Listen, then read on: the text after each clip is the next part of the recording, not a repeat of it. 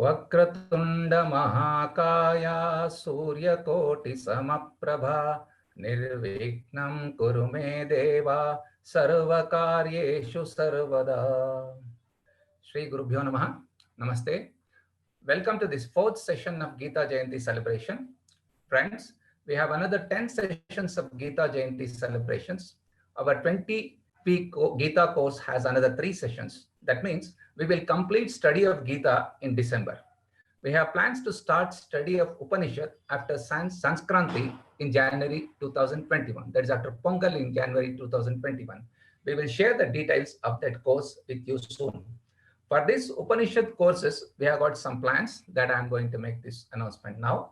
In this connection, I have a request to make. I have already told you once, but would like to repeat. Presently, all of you are in different WhatsApp groups for Gita course.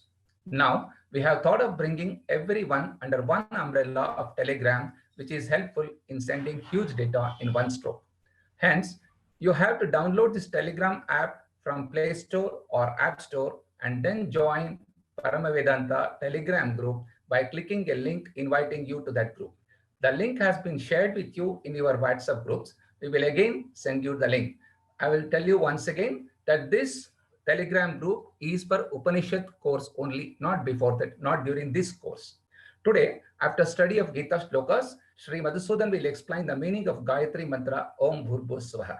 Srimati Aruna and Srimati Lakshmi will chant shlokas 1 to 20 of chapter 4 at the end of our session. Now, let's get on with study of Gita shlokas. Dr. Hegde sir and his team are ready with the next set of 6 shlokas. Sir, can you please take over? Gurur Brahma, Gurur Vishnu, Gurur Devo Maheshwaraha, Guru Sakshat Param Brahma, Tasmai Shri Gurave Namaha. Yam Brahma Varunendra Rudra Marutaha, Stunvanti Divyaistavaihi, Vedai Sangapadakrammo Upanishadaihi, Gayanti yam samaga Jnanavashtita tatgatena manasa Pashyanti yam yoginaha Yasyantam na vidu sura suraganaha Devaya tasmai namaha Devaya tasmai namaha.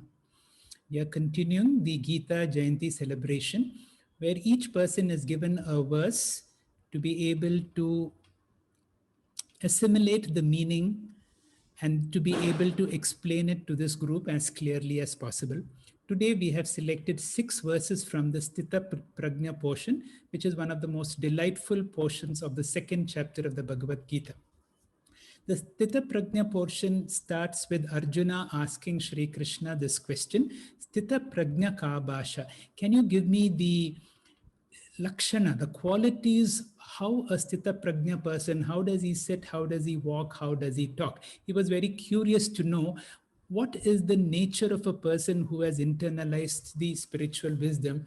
Sri Krishna gives a brilliant answer in this particular verse, which is the seed verse for the entire Sthita Prajna portion, which goes like this. Prajahati yada kaman sarvan partha manogata atmanevatmana tushtaha. A Sthita Prajna is one who has internalized the understanding of Atma, and he's so full of himself, and therefore all the desires that arise in his mind have dropped. And such a person is a Jivan Mukta, a Purna Purusha. What are the characteristics of a Sthita Prajna? We need a lot of things to survive, but we do not need anything external to be happy or to be secure. This is very clear to a Sthita Prajna. To be Purna, to be fulfilled, I am Purna just by myself. All that I need is there within me. Once a person has integrated this knowledge, once it has become part of his DNA, it naturally flows out of him, and such a person is called a sahaja, where he is naturally established in this knowledge. This is manifest particularly in difficult moments. In good times, all of us are good, but in moments when things don't go out your way, that is a clear test of a Sthita Prajna. Today we will be studying 6 verses, 3 of them dealing with Sthita Prajna Sadhanani. What are the exercises that we need to do? And the exercises are particularly controlling of the sense organs, controlling the mind, and through Vedantic meditation or Nididhyasana. There are 3 verses which are dedicated to knowing the lakshana or the indications of a Sthita Prajna. How do we know that the spiritual wisdom has worked in you? Swamiji has given us a wonderful inventory abbreviated by FIR. F stands for frequency. How frequently I lose my equilibrium, how frequently I get very angry or upset. That is one. Intensity, I stands for intensity. Intensity can be classified in 3 levels. Level 1 is mental. I may be upset for some reason. You may be close to me, but I'm able to mask it because it is only I will know, and I may not be, I can conceal it very well. Level 2, when the intensity becomes more, you can see it in my speech. The volume or the tone of my speech changes. So the level 2 is verbal. Level 3 is when it affects the body, as it is seen in the illustration, when the person is intensely upset. What is R? This is most important. How quickly I am able to recover. Sthita Prajna also would get upset, but the index is a person is able to be the frequency is very few, the intensity is maybe only mental, and even if you get upset, the recovery is very quick. We begin the opening verse on Sthita Prajna Sadhanani. Dr. Srinivas Nuti, please. Thank you, sir. Shri Gurubhyo Namaha. The verse is like this. Yada samharate chayam kurmonganiva sarvashaha indriyan indriyarthebhyaha tasya prajna pratishtita. Next slide, sir. Let us see the meaning of each word in this verse. Yada means when. Samharate, this word can be split into 2 parts. Sam plus harate. That is samyak harate, samharate. Sam is an upasarga. Upasargas add to the meaning of the words. Sam means very well. Harate means to withdraw. Chayam. This word can be split into 2 parts. Cha plus ayam. Cha means and. Ayam means this person. Here, this person is Sthita Prajna person. Next word is Kurmonganiva. This word can be split into 3 words. Kurmaha, Angani, Iva. Kurmaha means tortoise. Angani means limbs. Iva means like. Sarvashaha. Sarvashaha means from all directions, all from all sides. Next slide, sir. Indriyan indriyarthebhyas tasya. This word can be split into 3 words. Indriyani, indriyarthebhyaha, tasya. Indriyani means sense organs. Indriyarthebhyaha also can be split into 3 parts. Indriya, arthaha, tebhyaha. Indriya means sense, artha means objects, tebhyaha means from. So this is a Panchami Vibhakti Bahuvachanam here. Tasya means this person's. Prajna means wisdom or intellect. Pratishtita means steady or steadfast. So this is the meaning of each word. Now let us see the anvaya or syntax of this verse. So next slide, sir. So yada ayam kurmaha angani iva sarvashaha indriyani indriyarthebhyaha samharate tasya prajna pratishtita. This is the rearranging of the words in this verse. Yada ayam, when. Ayam means this person, the Sthita Prajna person.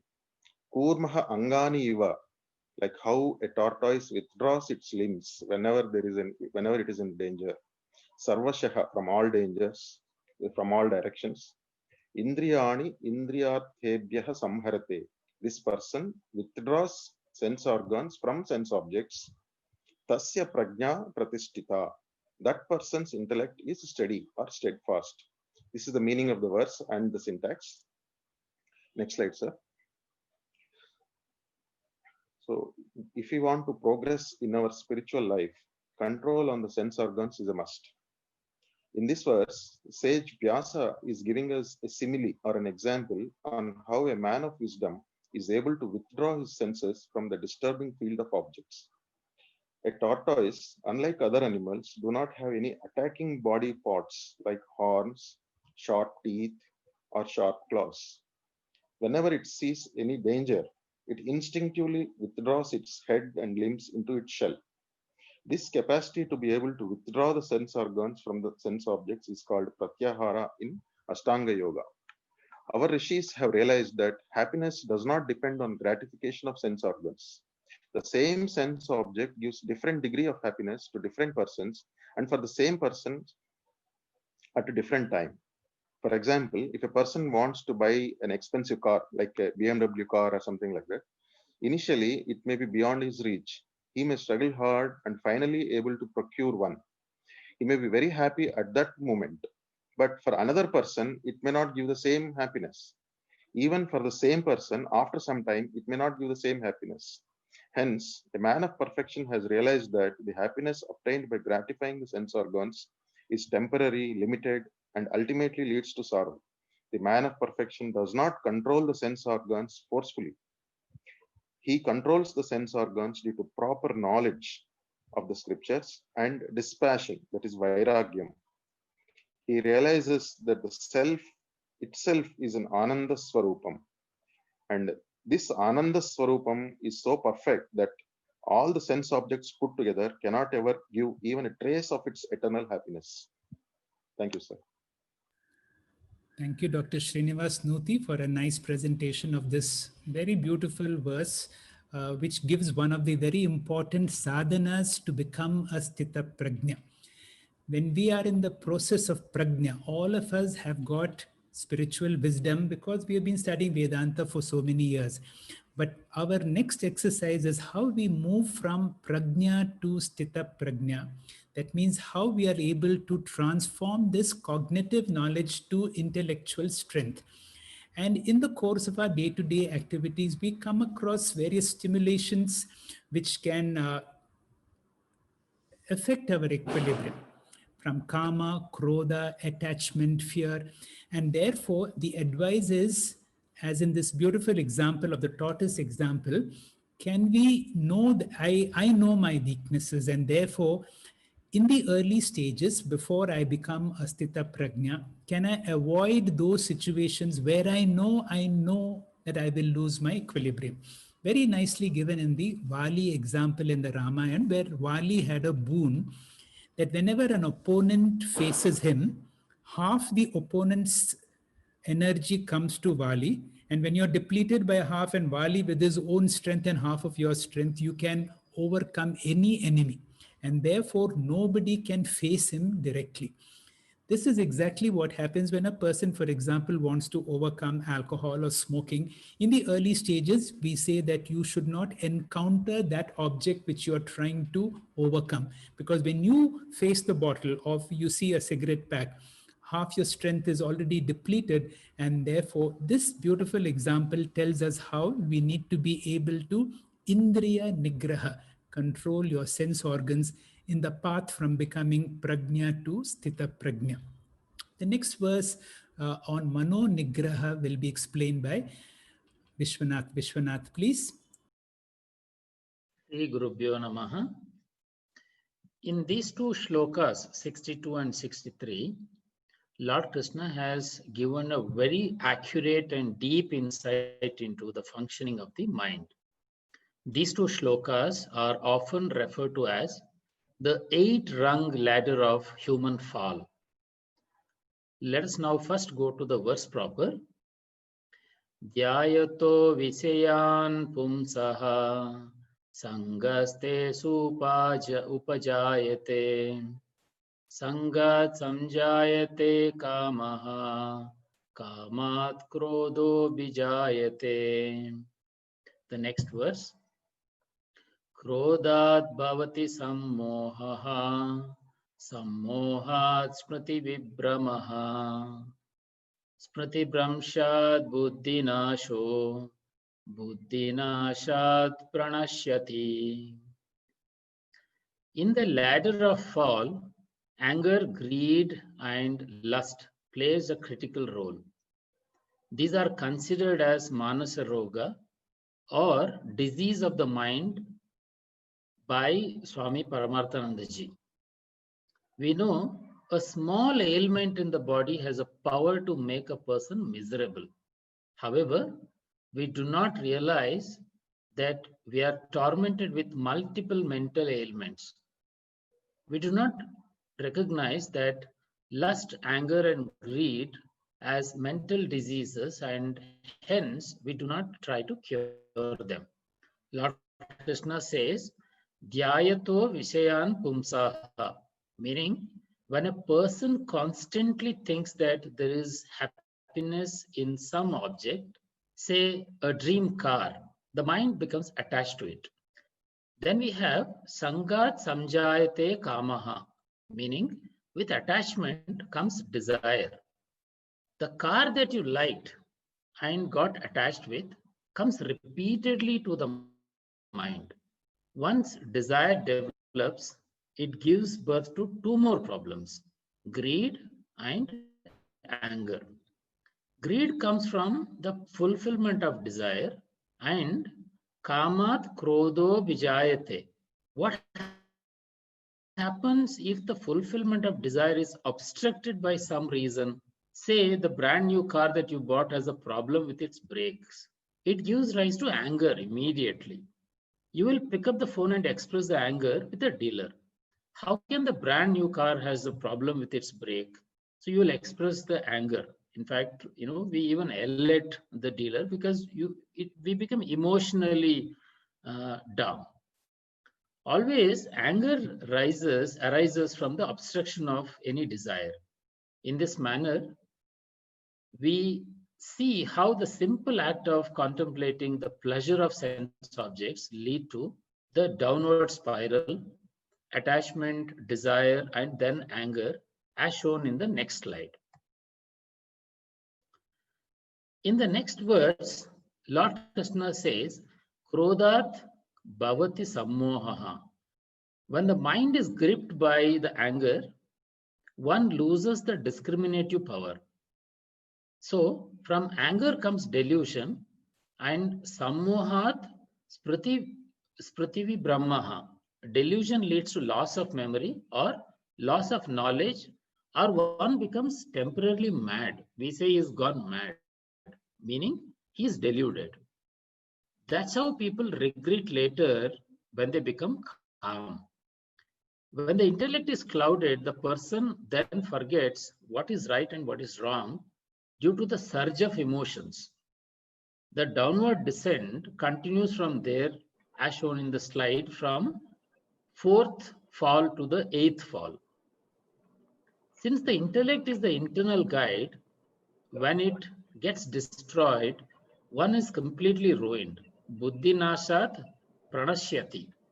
The loss of discrimination is the loss of human life itself, because one stops to be a human being once the distinction between viveka and aviveka is lost. In this manner, the path of descent from divinity to loss of respect has been described in 2 verses. So, it all began with contemplation on the sense objects, Vishaya Dhyana, to the destruction of the intellect through 8 stages of fall. From the subsequent speakers, we will understand that the only way to avoid human fall is by Matparaha, the love for the Lord, or Lord as the supreme goal through spiritual sadhana. Hari Om. Thank you, Vishwanath, for a nice explanation of this very important verse, Dhyayato Vishaya Pumsaha. Pumsaha means an individual who dwells on Vishayan. Swamiji makes a distinction between Vishaya and Padartha. Padartha means an object. Vishayan is those where you develop attachment to, and therefore it now becomes like a poison, becomes a Visha. And therefore it then leads to that whole chain of downfall. And therefore, these two verses are so critical because we know the real power lies in our mind. And these two verses are talking about how when a stimulus has gone through the sense organs and enters into the mind, and if you keep dhyato, if you can keep on meditating on that thought, it develops a fondness. From fondness leads to attachment. And if that does not happen, it leads to that string of thoughts. A wise person knows one thing. The moment a negative thought has come to your mind, you have to nip it at its bud. Krishna has said, Kama Esha, Krodha Esha, Maha Ashanaha. It is a great devourer. It can destroy you. It is not the world that is a problem. It is the way you relate to the world that is the problem. That is why they say, Mana eva manushyanam karana bandha mokshay.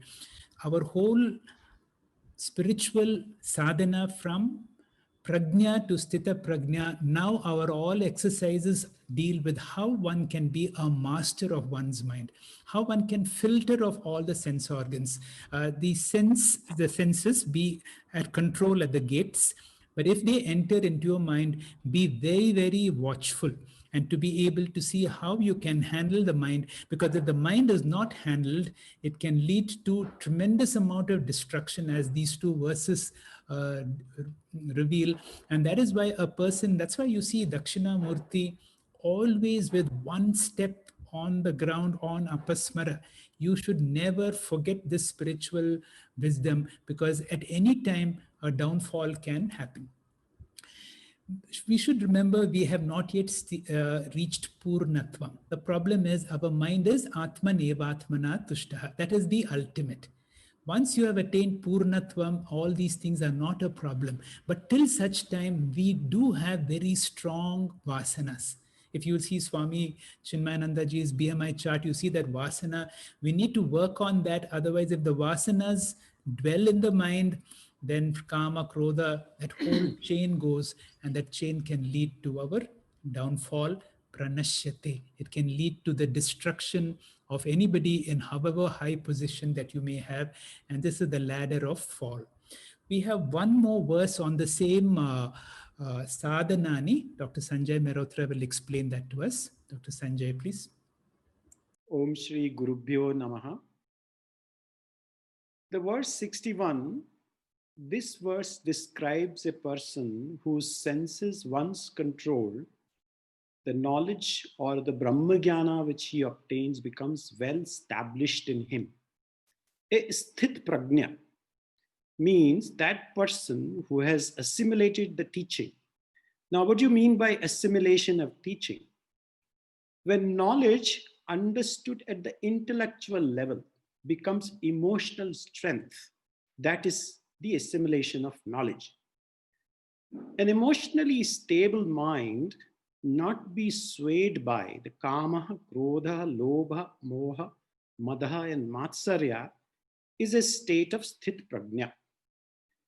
Converting the knowledge which is obtained through the Guru Shastra Updesha, and its assimilation is also called as nididhyasana.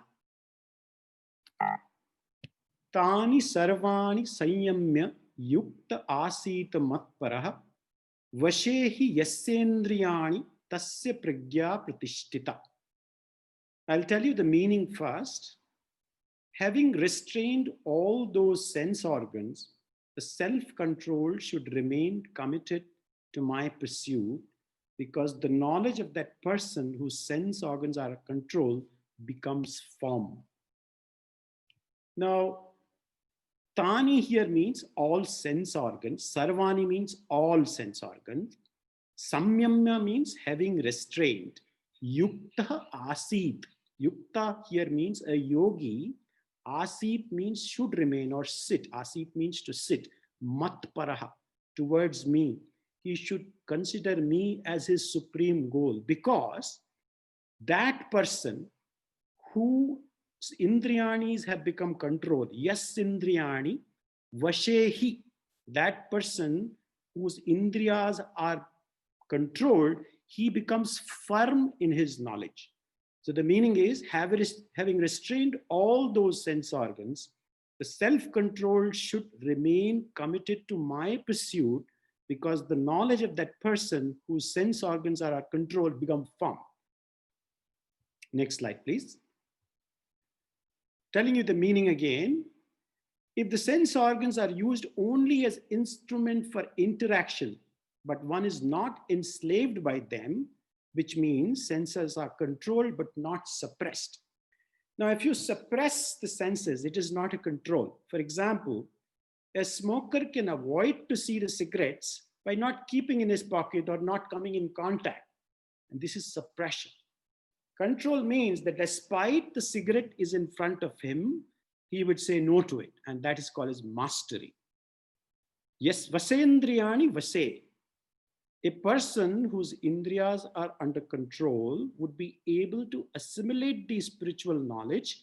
That is called as the prajna pratishtita bhavati. This sensory control is also called as damaha. Next slide, please. Yukta matparaha asid. Krishna's advice is that such a yogi should remain with my thoughts all the time.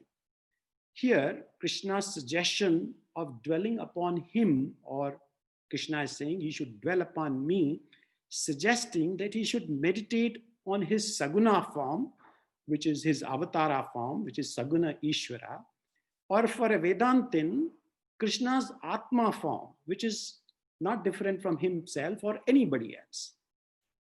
An extroverted or an outward-looking mind should be withdrawn and should be set upon the Atma. This discipline is called as Atma Dhyanam or Nididhyasanam. In the following verse, which Mr. Vishwanath has already described, Krishna gives advice about discipline of the mind or thought control, which is the most important and is also Samaha or Manonigraha. Hari Om. Thank you very much, Dr. Sanjay, for a very clear explanation of a very important verse. Tani sarvani samyamya yukta asita matparaha. I think the key word for me here will be yukta asita matparaha. If you see in these three verses that we have taken as the sadhana to move from prajna to sthira prajna. The first is to control your sense organs. Second is to be able to control your mind. And the third is, the biggest problem in the mind is, we know an idle mind is a devil's workshop. Keep yourself very busy doing something or the other. When the mind is free, it begins to dhyayate vishaya. It starts dwelling on all these thoughts. And Krishna gives us something to dwell on. He says, if you have all the time, dwell on yukta asita matparaha. And if you are able to dwell, whenever you have the time, dwell on me. Keep all your thoughts on me. In that way, we have three levels. That is, control on your sense organs, control on your mind, and the third and very important is nididhyasanam. In what way that will help us to move from prajna to sthita prajna. Dr. Sundar will now describe those verses which are the lakshanani, the indicators of a sthita prajna. Dr. Sundar, please. Hari Om, Shri Gurubhyo Namaha. We are now in that section of the second chapter where Lord Krishna is describing several features, characteristics or lakshanani of sthita prajna. Some have been covered earlier, and few more features will be covered by speakers today.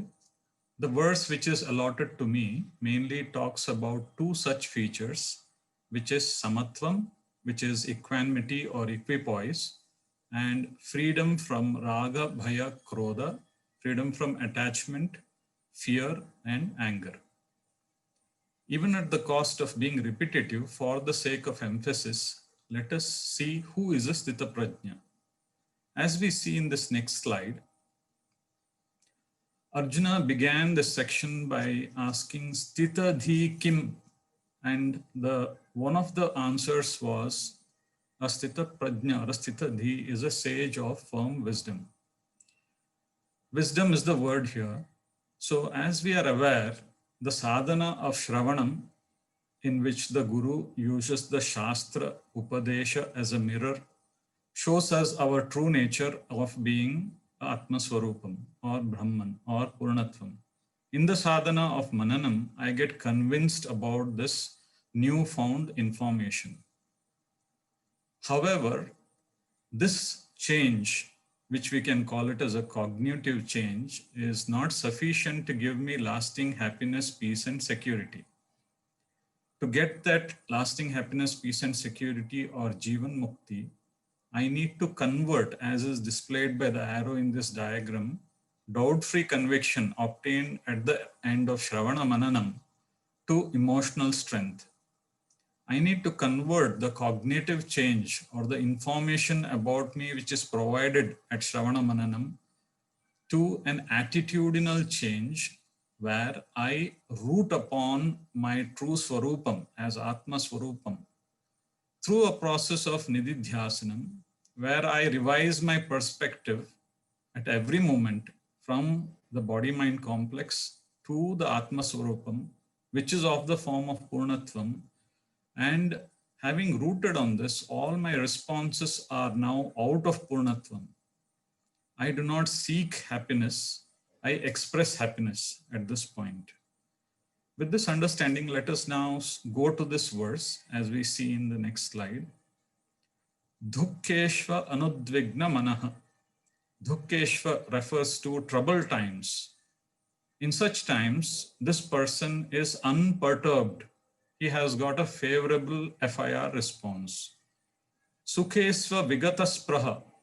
In happy times, he does not crave for more happiness and he does not yearn for happiness. In these two lines, we see that although for a jnani, the world remains the same, the experiences he gets through prarabdha remains the same, since he is now rooted upon Atma Swarupam, his emotional response to varieties of pairs of opposites that hit him is born out of the status of Purnatvam. So he does not waver. So this is referred to as Samatvam or equanimity.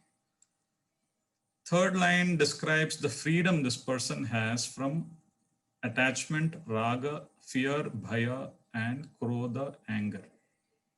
Unlike an ajnani who roots his joy on the outside world, which is unpredictable, this person who is ever full, ever purnaha, does not have to depend on any external object for joy, which explains the freedom from raga or attachment. Bhaya is there when a person has something to lose. This jnani has nothing to lose because he is rooted upon his true nature, which is one of Brahman, where Brahman is substratum to everything and essence of everything. What can such a person ever lose? Anger, as we have already seen, is a manifestation of obstructed desire. And desirelessness is one of the features of a sthita prajna. Therefore, he can never become angry. Thank you very much, sir. Thank you, Dr. Sundar. So these are lakshana, indicators of a sthita prajna. They give us the vision of where we would like to be and to see what are the qualities of a person who, even if he's a jnani, he has the prarabdha. And when prarabdha comes, prarabdha includes bad situations. And in bad situations, a person is not so affected as you see in the FIR. When there is good things, as in the second box that you see, you don't want that. You're not craving for it to continue. And very important, those three things. I have no attachment to anything. I'm free from fear. I'm free from anger. And that is what exactly these words would say. So a jnani now has got a sense of equanimity and samatvam. This particular verse talks about two important qualities that we need to, initially what we call it is, fake it before we make it, and keep that FIR as an index all the time to see how each time I fall, I realize that I should not, if I can learn from every experience and it does not happen the next time. The next verse will be explained to us by Dr. Jagdish, another Sthita Prajna indicator. Dr. Jagdish, please.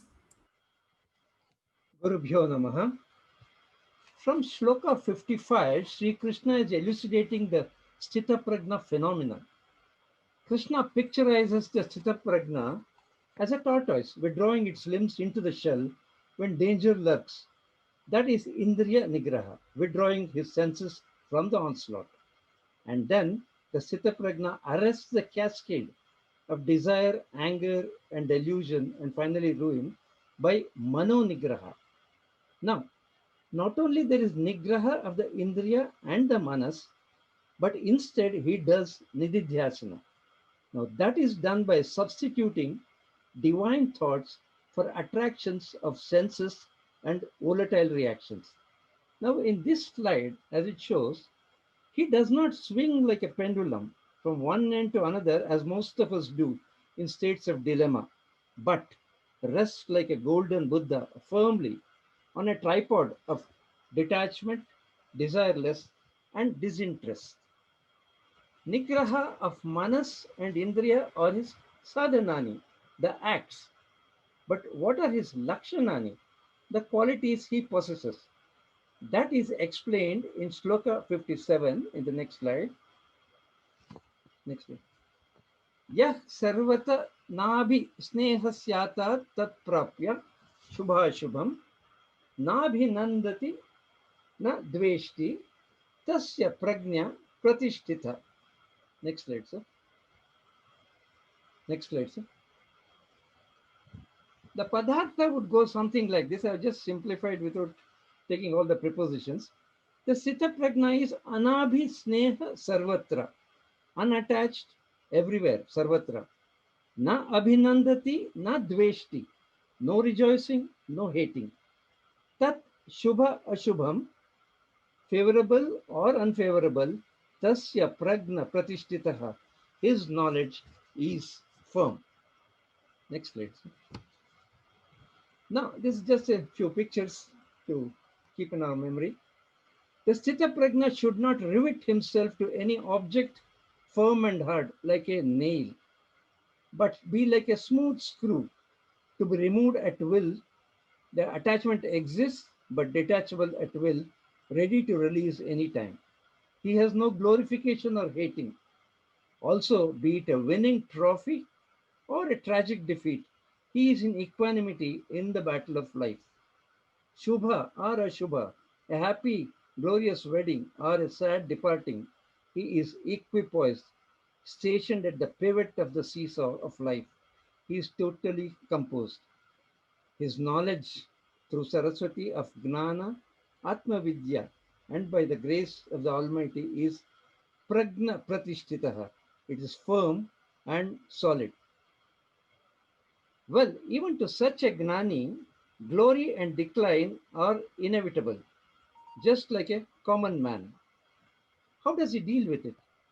In fact, the words Nadveshti in this shloka does not mean put the Gandiva down to Arjuna or to any of us and run to the forest, but that akrama and adharma ought to be opposed. But how do we do it?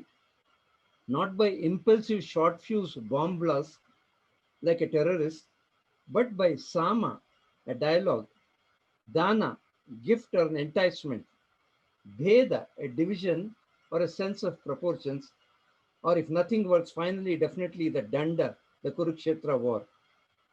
In a choiceful situation, I express my free will, but in a choiceless situation, it is thy will, Almighty. I shall have no complaints. Hari Om. Thank you, sir. Thank you, Dr. Jagdish, for a nice explanation of this verse, which gives a lakshana of a Sthita Prajna, who is never too excited nor too depressed in favorable or unfavorable situations, who is free from attachments, who has an even state of mind. A question often asked, how will such a person survive in this world?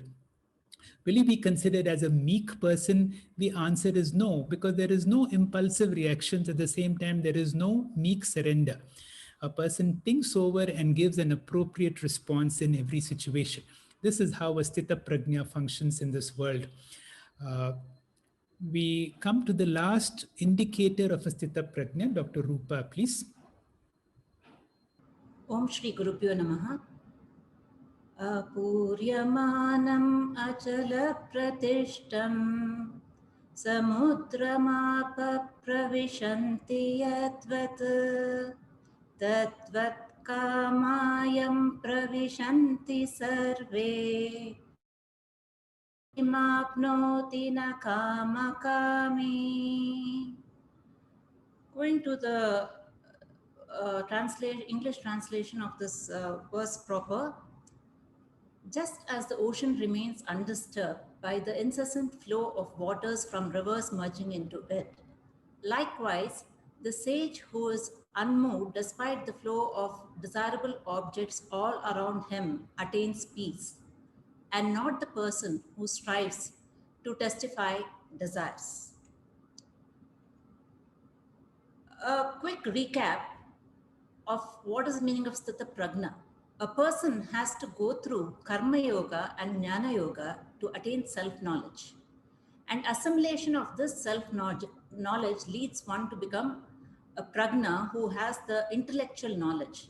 And conversion of this intellectual knowledge to emotional strength is when a person is called a Sthita Prajna. I think we've heard a lot about this in the previous verses. Now, when we say a person is a Sthita Prajna Lakshanani, he has two specific characteristic features. And what are they? The first one is Purnatvam, that is self-fulfillment. And the second important feature is Samatvam, that is equanimity of mind. In this particular verse, Lord Krishna explains the Samatvam characteristic of the Sthita Prajna Lakshanani. The example that is used in this particular verse is that of the ocean and the river. The ocean is compared to the Gnani and the river is compared to the Ajnani. The ocean is ever full, Purnam, and independently full, that is Swatantra. The ocean does not need to depend on the river for its existence or fulfillment, whereas the river needs to depend on the ocean for its existence. Let us look at this simple diagram for our better understanding. When you look at this diagram, from the ocean, the water evaporates and then the clouds are formed. From the clouds, again, the rains and the rainwater comes down. And from this rainwater, the rivers are formed. And from this, all the water along with the rivers, the river again ends up in the ocean. Having this picture in mind, when we look at these big oceans, many of the rivers end up in the ocean. But the ocean looks so still and undisturbed. It is full, but have you ever seen an ocean overflowing? Never, isn't it? So what does this tell us about the river? It tells us that this ocean has an infinite capacity to receive water. So next slide, please. So this ocean has an infinite capacity to receive water without overflowing. So next slide, please. So this ocean has such an infinite capacity to receive water without overflowing and without being disturbed at all. Similarly, a Jnani's mind is a full mind, full of emotional strength, unruffled and poised always, undisturbed by sensory objects and experiences. In success or in failure, it's equanimous. Whereas an Ajnani's mind is heavily dependent on external factors or sensory experiences for satisfaction. So, in summary, a person who has attained the features of a Sthita Prajna Lakshanani, which is not easy because the mind has to be trained, is having the features of both Purnatvam and Samatvam, that is equanimity of mind, will be able to handle life and its problems in a better manner, and he will be able to attain true peace. Hari Om. Thank you, sir. Thank you, Dr. Rupa, for a nice explanation of this second last verse, which talks about the picture of a jnani who's compared to an ocean who's so purna, and any amount of rivers that can fill it, it can never overflow. And such a mind of a jnani is always in peace compared to a kama kami, a one person who's full of desires, who can never be at peace. With this, we have completed the beautiful Sthita Prajna portion. We'll conclude our class with a nice mantra, the Gayatri mantra. I will request Madhusudan to explain this mantra to us. Madhu, please. Gurubhyo Namaha. Om Bhurbhuvasvaha Tatsaviturvarenyam Bhargo Devasya Dhimahi Dhiyo Yona Prachodayat. Meaning, I meditate on that Son, who is the illumine of three worlds, body, mind, and intellect, who is an ideal of tireless service, warmth of love, and light of knowledge.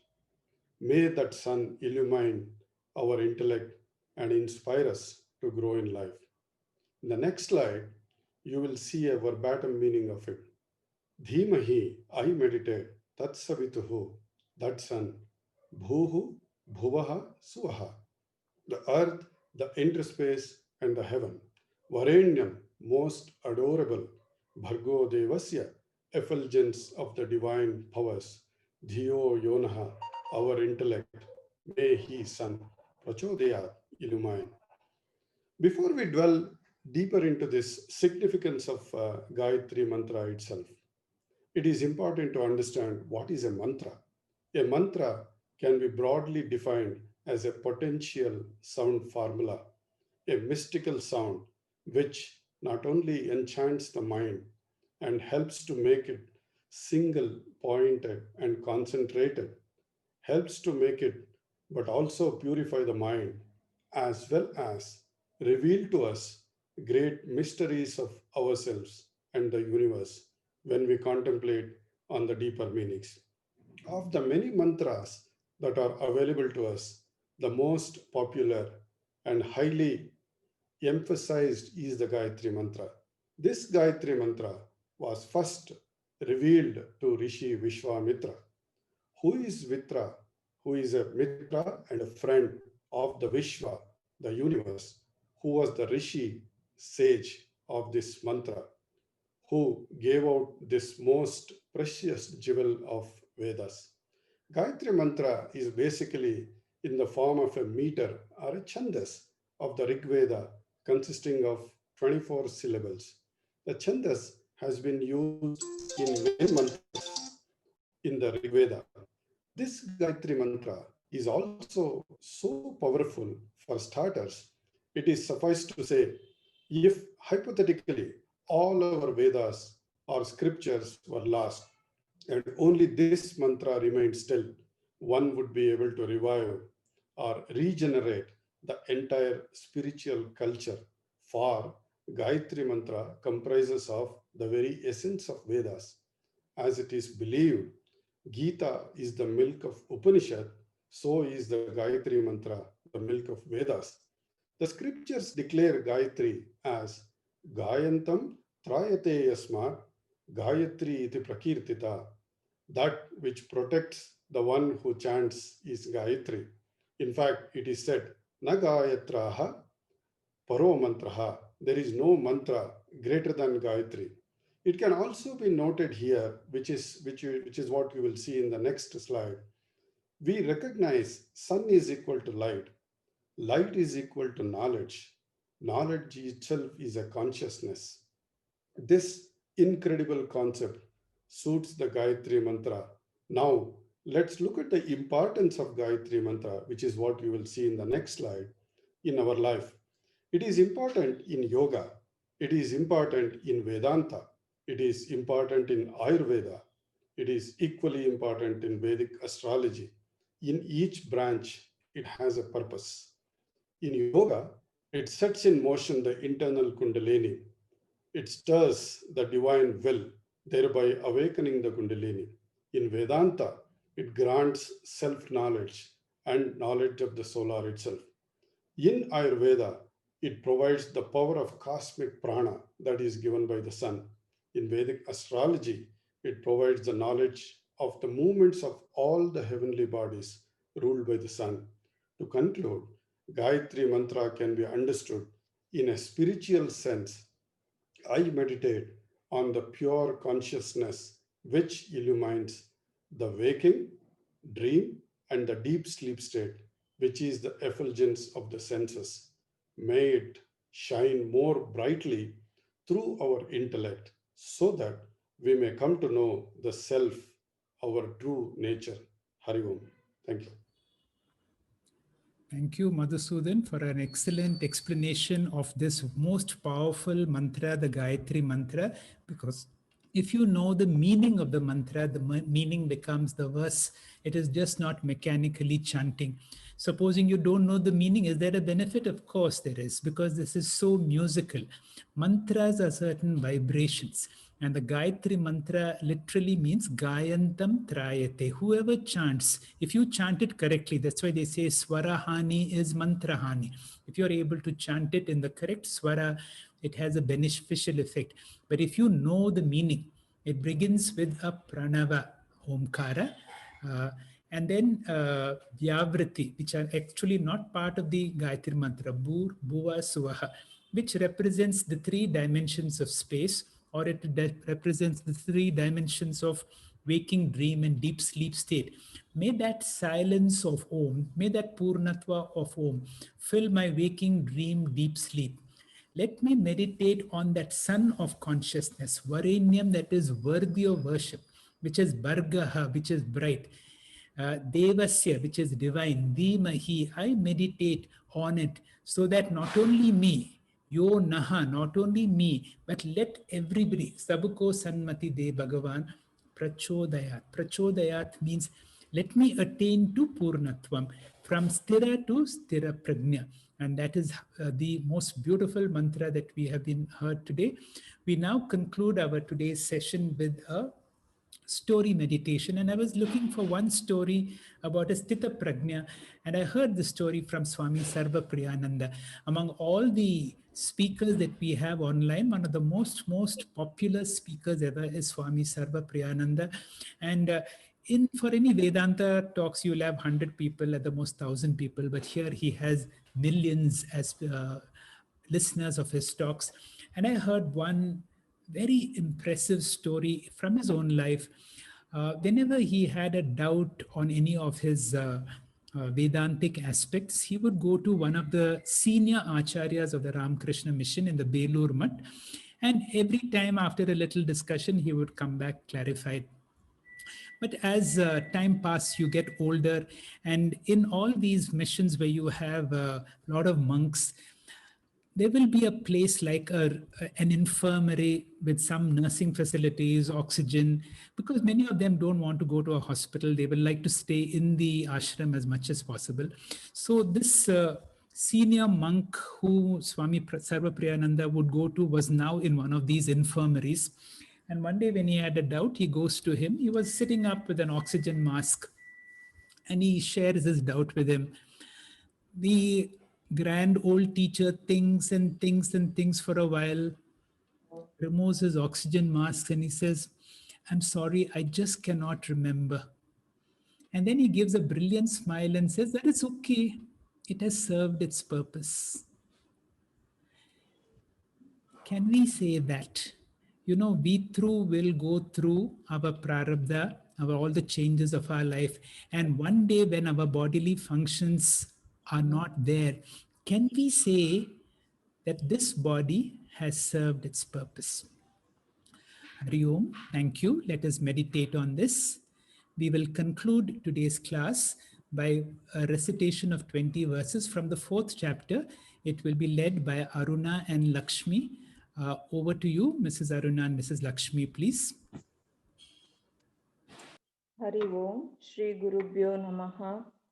Atha Chaturthodhyayah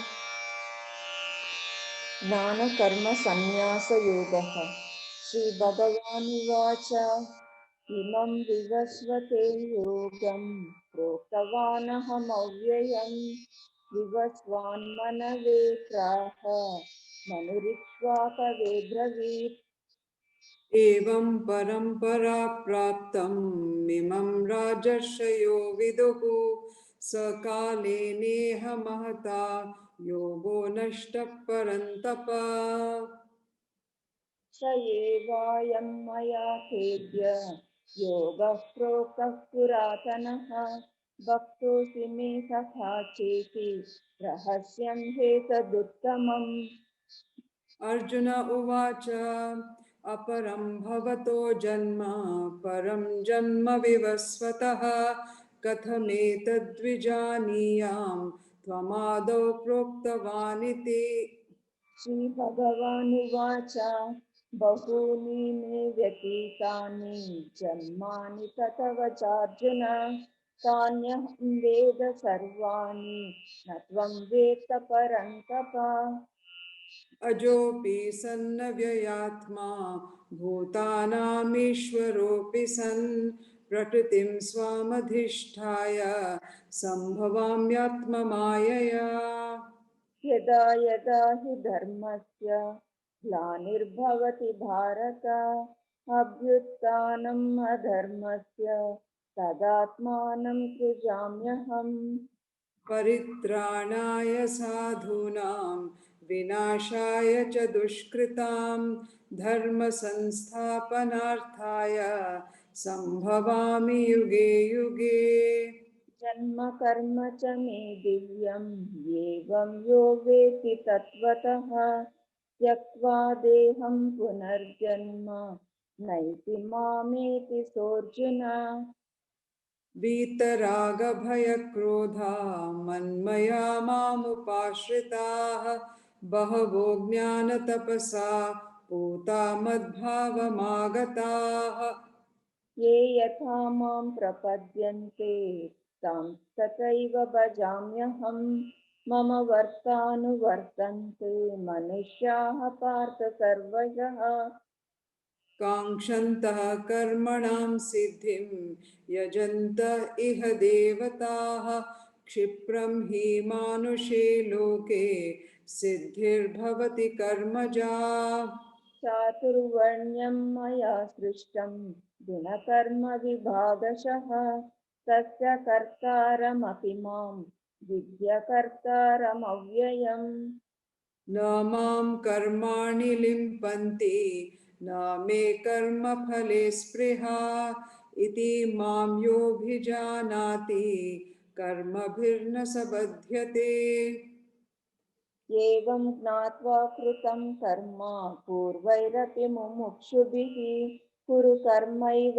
तस्मात् त्वं पूर्वैः पूर्वतरं कृतम् किं कर्मेति कवयोऽप्यत्र मोहिताः तत्ते कर्म प्रवक्ष्यामि यज्ञात्वा मोक्ष्यसे शुभात् कर्मणो ह्यपि बोधव्यं च विकर्मणः अकर्मणश्च बोधव्यं गहना कर्मणो गतिः कर्मण्यः कर्म यः पश्येद कर्मणि च कर्म यः स बुद्धिमान् मनुष्येषु स युक्तः कृत्स्नकर्मकृत् यस्य सर्वे समारम्भाः कामसङ्कल्पवर्जिताः ज्ञानाग्निदग्धकर्माणं तमाहु पण्डितं बुधाः त्यक्त्वा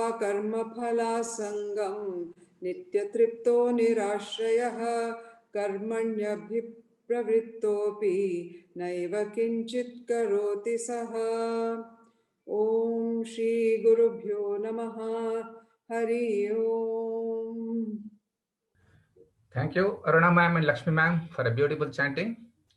Thank you, friends, for your attention. With this, we have come to the end of today's session. On Monday, 23rd November, we will study some more shlokas. Until then, let us contemplate on today's class. Let's meet on Monday evening, same time. Please log in before 6:45 p.m. local time. Now let's chant Shanti Mantra to end the class. Om Purnamadah Purnamidam Purnat Purnamudachyate Purnasya Purnamadaya Purnamevavashishyate. Om Shanti Shanti Shanti. Hari Om.